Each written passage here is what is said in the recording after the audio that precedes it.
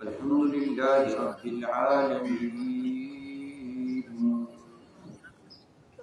والصلاة والسلام على سيد الأنبياء والمرسلين.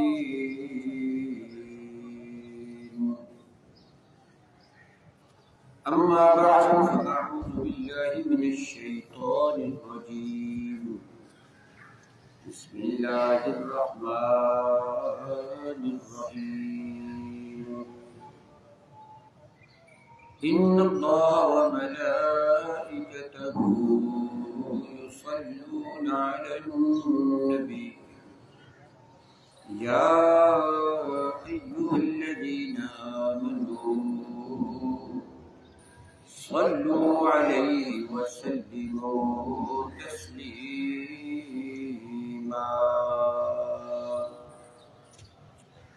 الصلاة والسلام عليك يا رسول الله وعلى آلك وأصحابك يا حبيب الله.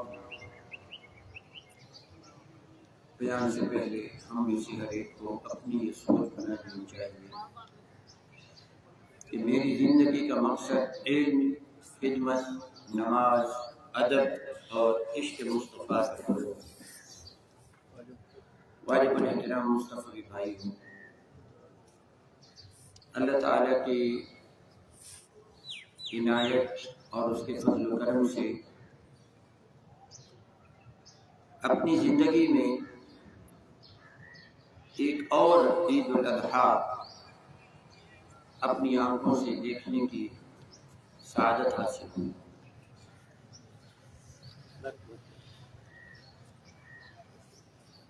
اس پر ہم اللہ تعالیٰ کے شکر گزار ہیں.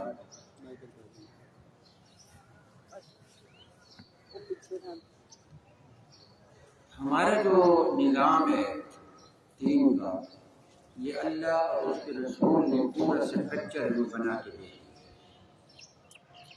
اور جو مذاہب ہیں ان کے جو لوگ ہیں وہ خود بناتے ہیں. ان کے جو مذہبی لوگ ہیں وہ ان کو تیار کر کے دیتے ہیں.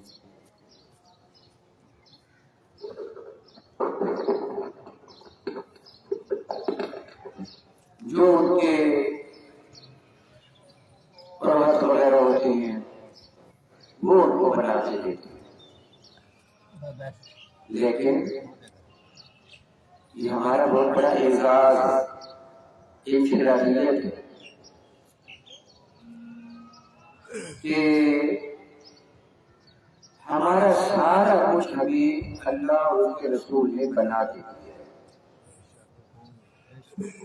اللہ نے دیا اور محبوب سے قائم ہو کر کے دکھا دیا.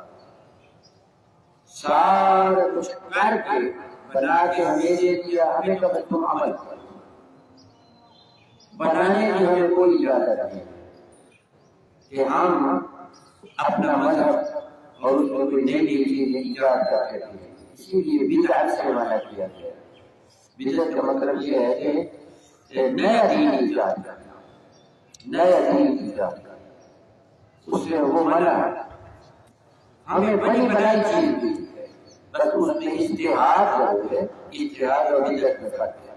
اجتہاد ضرور ہے وہ چند چیزوں میں ہوتا ہے، ہر چیز میں نہیں ہوتا. 5 وقت کی نماز ہے، اس میں کوئی اجتہاد نہیں ہے. روزہ ہے رمضان کا، اس میں کوئی اجتہاد نہیں. جمعہ پڑھنا ہے، اس میں کوئی اجتہاد نہیں ہے. کچھ بڑے بڑے کیا اجتہاد ہے؟ ہم نے بنا کے سارا کچھ ایک. اور ایسا کیوں ہوا ہے؟ پچھلے جتنے بھی دین تھے نا ان میں بگاڑ آتے رہے. اس دین میں بگاڑ نہیں آئے. کیوں؟ اس لیے کہ اللہ تعالیٰ نے قیامت تک اپنا دین برقرار رکھنا ہے. کیوں؟ قیامت کے دن سب کو اٹھانا ہے، پوچھنا ہے ہمیں میرے دین پہ عمل کیا تھا کہ نہیں کیا تھا. اب اگر دین موجود ہی نہ ہو تو پھر اللہ سوال کیسے کرے گا؟ اس لیے اللہ نے فرمایا انا نحن نزلنا الذکر وانا له لحافظون، کہ ہم نے ہی ذکر نازل کیا۔ اب اس ذکر سے مراد قرآن بھی ہے، توبہ کی لسٹ ہے، لیکن اس سے سارا دین مراد ہے۔ انا نحن نزلنا الذکر، فرمایا کہ ہم نے ذکر نازل کیا اور ہم ہی اس کی حفاظت کریں۔ یعنی کیا مطلب؟ قیامت تک ہم نے اس کی حفاظت کرنی ہے۔ حضور کے بعد کوئی نبی آنا نہیں اور اسلام کے بعد کوئی شریعت آنی نہیں، اس لیے اس کی حفاظت کا اللہ نے بڑا پختہ بندوبست کیا۔ اور وہ حفاظتی نظام کیا ہے؟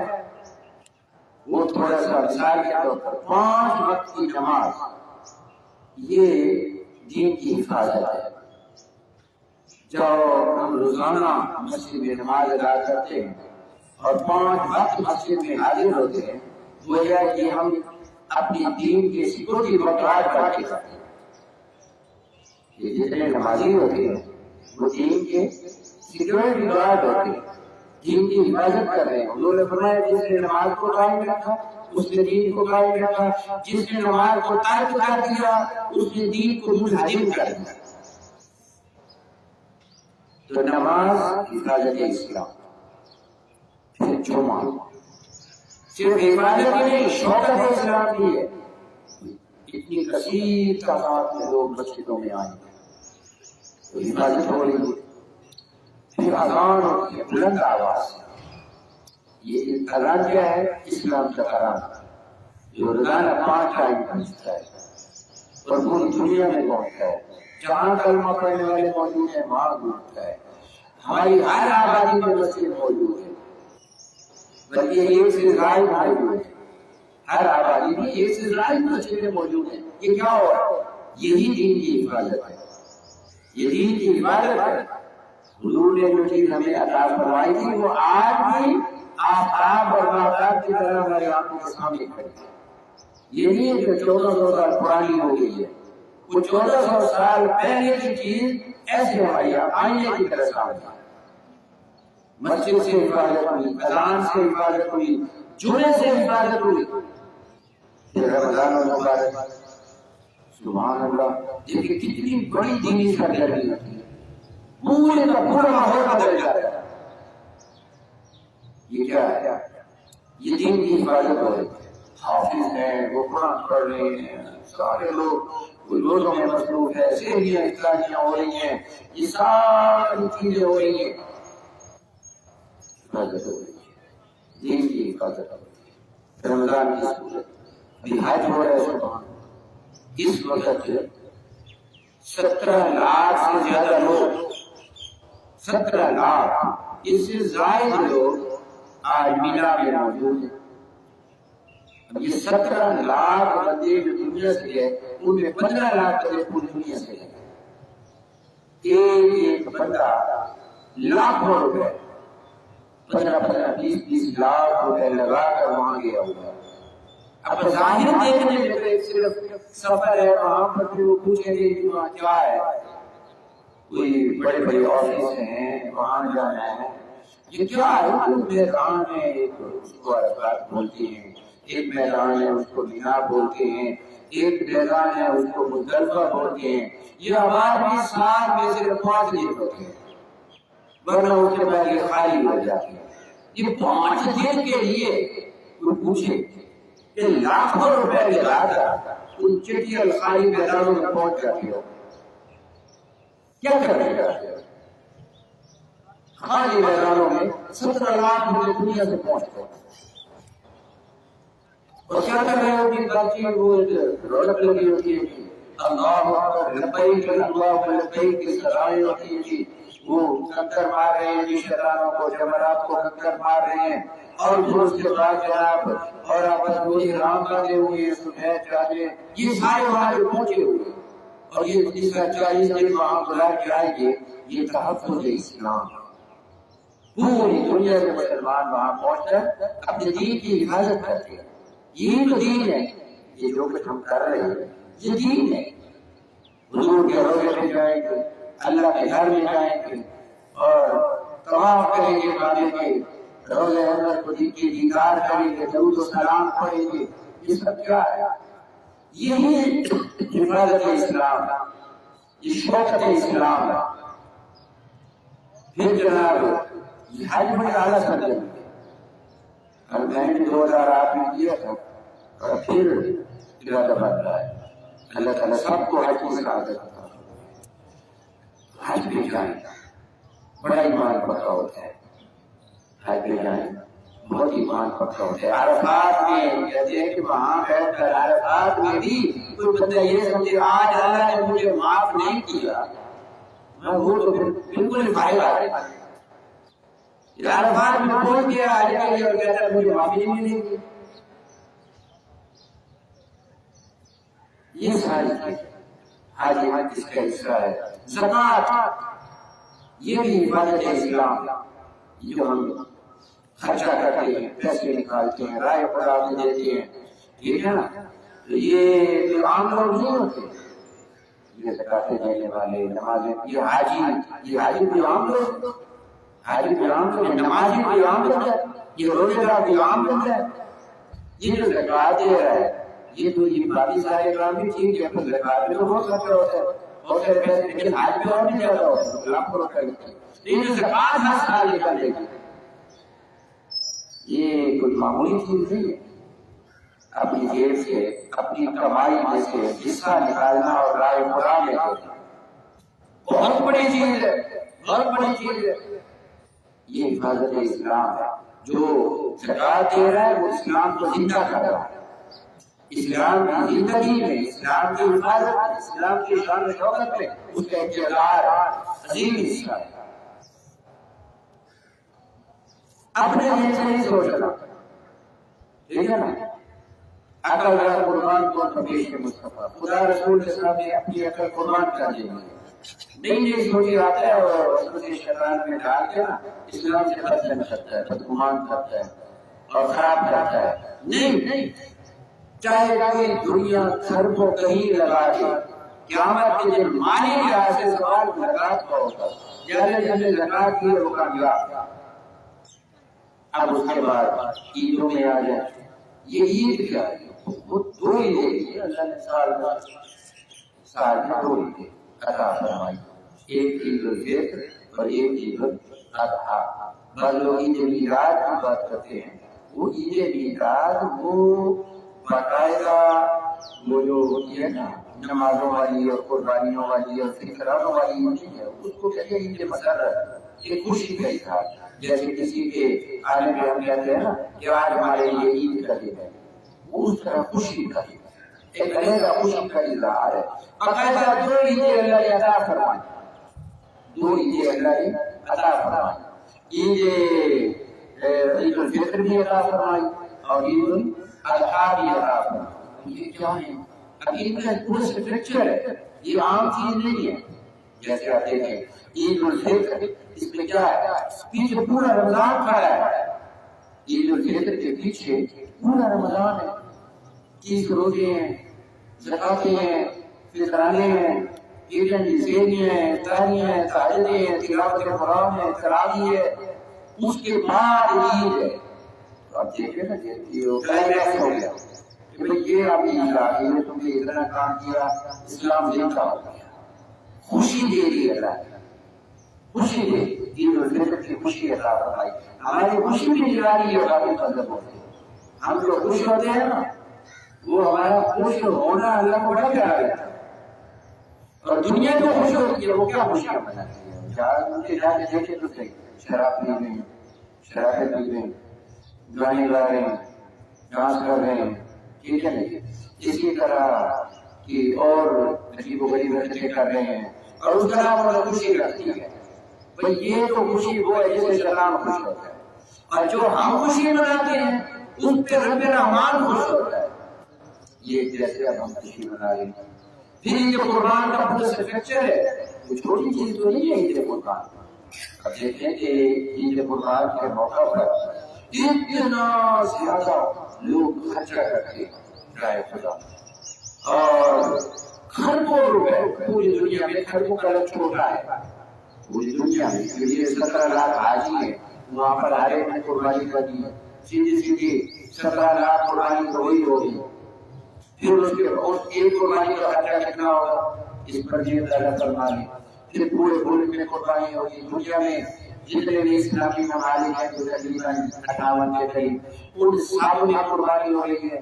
लेकिन जो गैर इस्लामी मुल्क हैं वहाँ पर जो मुसलमान रहते हैं उन्होंने भी कुर्बानियाँ करनी है। अब इसका पूरा हिसाब लगाए, अंदाजा लगाए तो बहुत ज्यादा हो गया।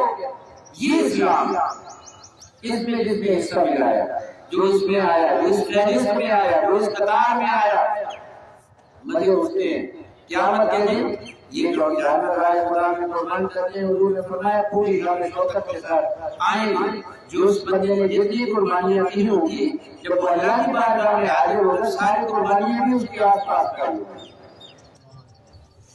ये जानवर जिसने फलां साल में फलां ईद में ये कुर्बान किया था, फलां ईद में ये कुर्बान किया था, फलां ईद में ये कुर्बान किया था, फलां ईद में ये कुर्बान किया था, वो सारी कुर्बानियां हमारे साथ कर दी। ये आम जानवर और कुर्बानी में बड़ा फर्क है। ये आम चीज न समझे, बाद लोगों को समझ नहीं है और वो इन जानवरों को उन आम जानवरों की तरह समझ लेते हैं। उनसे बात करो ना, वो कहते हैं जानवरों दुकान से गोश्त ले लो। तो भाई दुकान के गोश्त में और राह खुदा की कुर्बानी में जमीन व आसमान का फर्क है। वो दुकान का गोश्त नहीं है, कुर्बानी दुकान के गोश्त जैसे नहीं है। इसको देना क्यों जाएगा?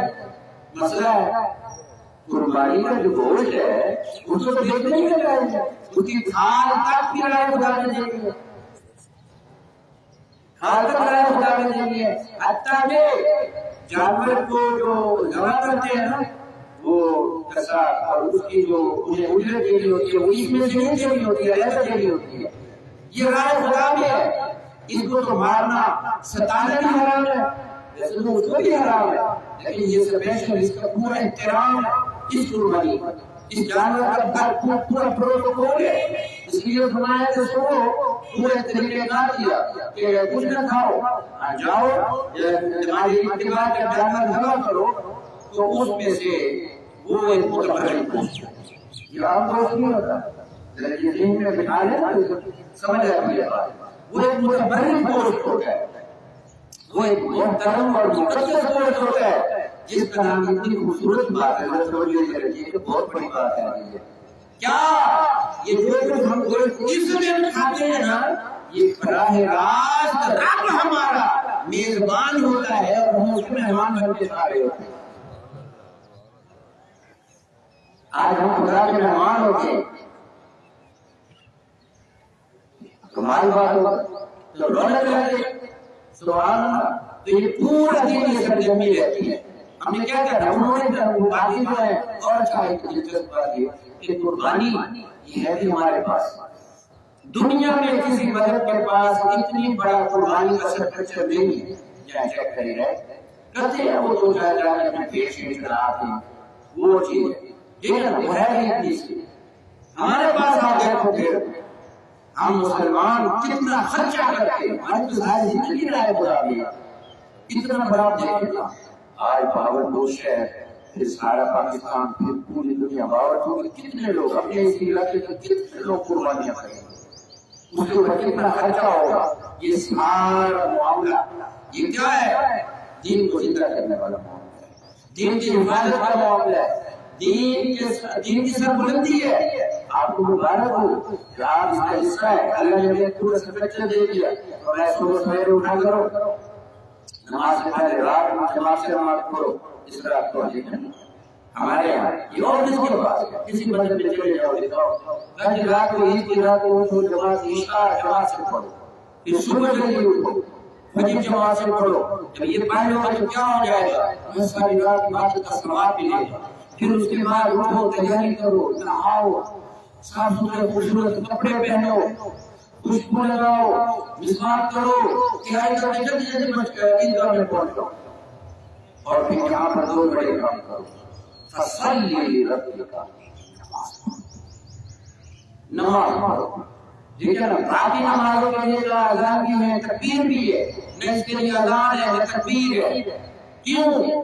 फरमाया कि वहां बुलाना पड़ता है, यहाँ भी बुलाना पड़ेगा। شادیوں میں تو ٹھیک ہے بلانا پڑتا ہے، کیا آپ عید کے دن بھی بلانا پڑے گا؟ لوگ خود چل کے بغیر اذان کے آئے گا. باقی نمازوں کا ہم کہتے ہیں کہ اذان ہو گئی ہے چلو ٹھیک ہے، تکبیر کا کہتے ہیں چلو تکبیر ہو گئی کھڑے ہو جاؤ. یہاں پر فرمایا اذان کی ضرورت نہیں ہے، انشاءاللہ یہ ہمیں ایسی پیاری چیز دی ہے. اللہ فرماتے ہیں اتنی پیاری چیز دی ہے، اتنی شان والی چیز دی ہے کہ بغیر اذان کے بندے اٹھ کے پڑے گئے، تیاریاں کر کے آئے گے اور تکبیر کی ضرورت نہیں ہے.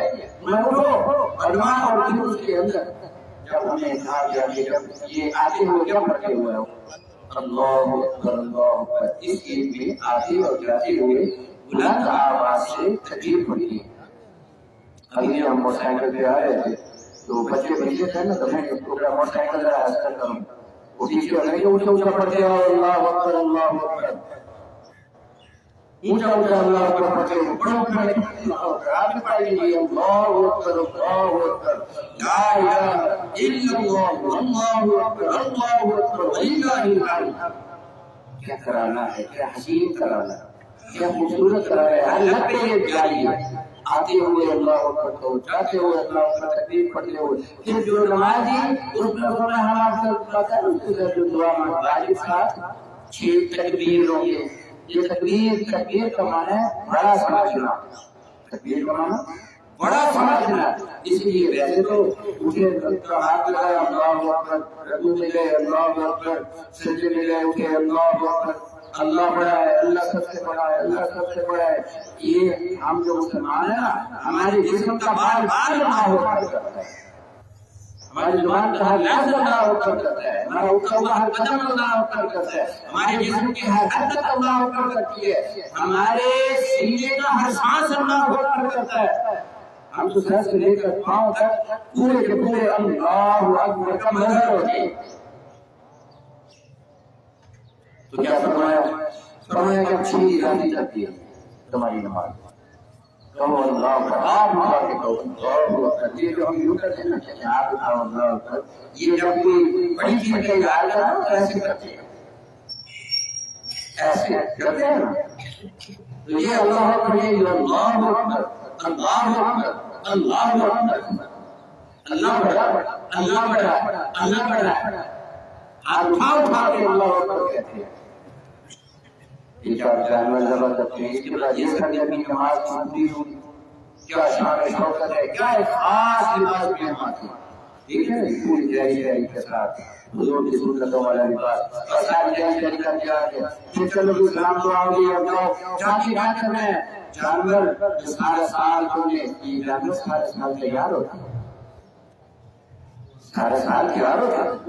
جو ان کو پالتے ہیں بکریوں کی عمر 1 سال، یعنی اس کو 1 سال پہلے خدمت کرو پالو.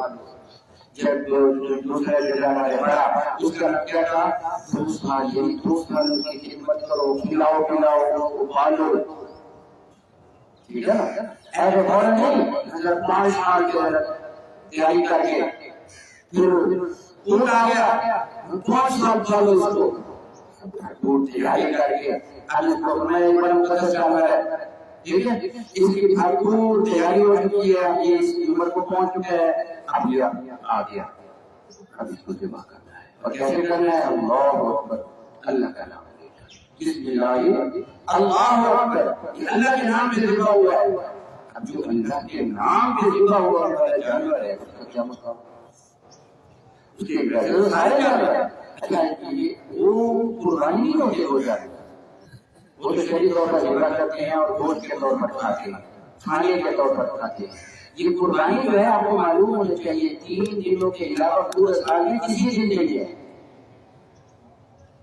جسے ہم قربانی بولتے ہیں نا، قربانی، یہ قربانی آ گئی، قربانی آ گئی. یہ قربانی تو ہے صرف 3 دن، ایک آج کا دن ہے تو اگلے دن ہے، اور ان میں روزہ روک دو تو میں کافی ساری عبادت کرو ٹھیک ہے نا. ان 3 دنوں میں روزہ نہیں رہے گا. کیوں؟ اللہ ویسے تو روزے رکھواتا ہے لیکن وہ روزوں سے روکتا بھی ہے، روزے رکھواتا بھی ہے اور روزوں سے روکتا بھی ہے. رمضان کے روزے رکھواتا ہے لیکن ان 3 دنوں میں روزے سے منع کرتا ہے جو روزے رکھے گا گنہگار ہو. تمہیں آج اللہ نے تیرے لیے اتنے سالن تیار کیے تو روزہ رکھ کے آ گیا ہے، تو روزہ رکھ کے آ گیا، اللہ سے اللہ تو اللہ کا مہمان ہے،